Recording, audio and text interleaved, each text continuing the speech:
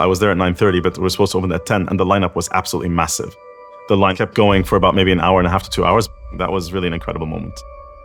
All across Dubai, beneath the glittering skyline, beyond the bustle and bling, thrives a vibrant community. They are part of the DNA. They are part of the menu, so to speak. A tapestry of over 200 nationalities, united by the spirit of belonging. Comedy is a bridge that heals, connects, and breaks stereotypes through laughter. And in a city like Dubai, we're just getting started. All calling Dubai home. I'll never forget the day that she told me that Dubai is the place where dreams come true. And I guess she was right. From the quiet moments of everyday life to bold visions building tomorrow, these are some of the extraordinary voices contributing to Dubai's story. My happiest days of my life is when either a kid leaves the slums of Bangladesh and he gets on that plane and he comes to Dubai, because I know now he's going to have a new start and a beginning. The real people, the unheard stories, the real lives.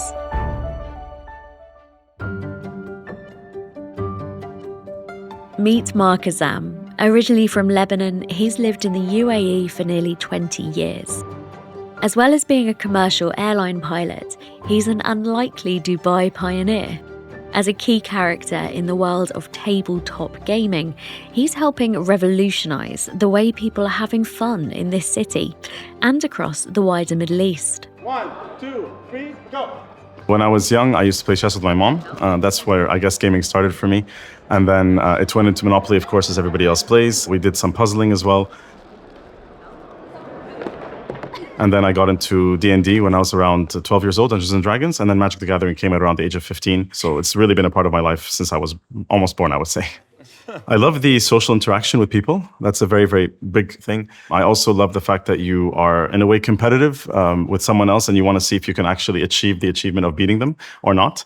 That's not, for me, the goal of the game. It's more the experience that you're having with somebody else and enjoying the mechanics of a game and how it is. The whole game, you're trying to use your trains to connect the cities that you need to connect. Gamers as a whole are gamers, but they are divided into 4 different types of gaming. The role-playing community is very, very specific about the storytelling. Then you have the trading card game community. Then you have the board game, which is, the board games are the most universal, I would say. That would be the biggest one of all. And then Warhammer is the miniature community, which is very, very dedicated and very, very passionate for that particular game. Can I have 2 points, please?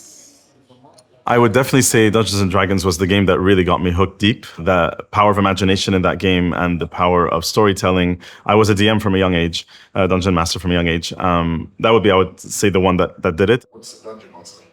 Dungeon Master is a person who basically controls the world that you're in when you're playing a role-playing game. When Mark's flying career brought him to Dubai, his passion for gaming came with him, and he soon realised he wasn't alone. All the big global cities in the world have actually huge communities of tabletop gamers. So does Dubai. It's not different from anywhere else. We have everything from lawyers to dentists to engineers to pilots to cabin crew to people that are working in the service industry, for example. I would say the common thing that binds us all is escapism. He needs a friend. Everyone needs a friend. Everyone needs a friend, of course. We love to escape into other worlds. We like to look into the future or into the past, into fantasy, into science fiction. We all just love to kind of leave this world and use these games as a medium for that. The growing popularity of tabletop gaming in Dubai was clear to see, but Mark was struggling to find anywhere he could buy new games, instead needing to have them shipped into the city.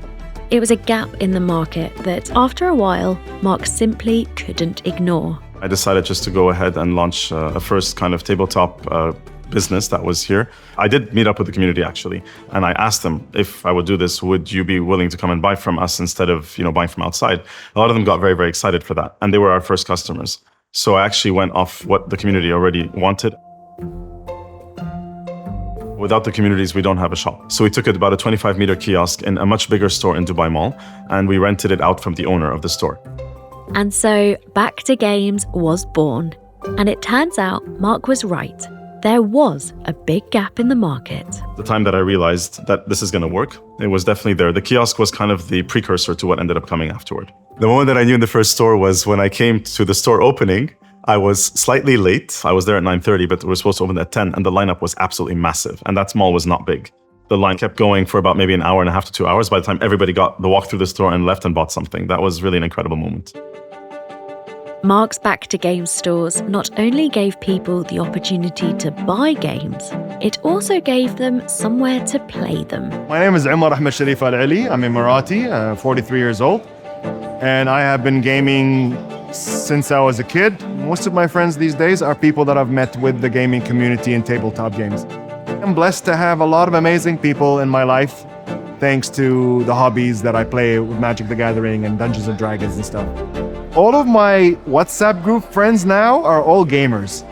They all play either Pokemon or Magic, or even I play Teamfight Tactics with some of them online. We hang out for coffee, we catch up. The parents who are Pokemon players are now called Pokedads or Pokeparents. And Magic the Gathering players, I would trust my kid in a store than for him to play an online video game. You know, and if you look around me here, all these kids are away from their iPads and more into they're making friends, they're doing deals, they're trading. Then I will cast a Mesmerist. And now it is your turn. I feel like I'm in danger. Not yet. A lot of people have also realized that games are a place to just be yourself, be with your friends, your loved ones, and sometimes even resolve conflicts through them. This has happened to many families when they kind of re-interact with their kids and their partners and their parents, and it's something that they just use as an amazing medium to just reconnect as human beings. In order for you to build a deck, this one doesn't have proxies, so I'll show you this one. It's very beautiful. Well done, sir. Our stores are very diverse in product as much as they're diverse in people. Board gaming and tabletop gaming as a whole is cross-generational. We have everywhere from the age of 4 all the way up to the greatest grandparent you can imagine at the age of 120. And of course, all cultures come in here too. A lot of board games are actually language independent, is what we say. So you don't actually need to speak a language to play them. As long as you learn how the game works, you can be from any culture and play together. And that's the beauty of what we have, which is very, very different from video games, for example. And this is the safe space for them. A lot of people who are artistic are here. A lot of people that have challenges like people with determination come to our stores. We have always been very, very open to everyone and all forms of diversity that we have here. And we're very, very proud of that, actually. We're very proud to champion this protection, this safe space that we have in every single Back to Game store. It is actually an extremely human element. This is the whole point of it. I've been told by more than one couple, actually, that they've come and thanked me. And I don't know who they are, of course, but they realized I was the owner. And they come and they thank me. And they said that, I met my husband, or I met my wife here. And thank you so much for that.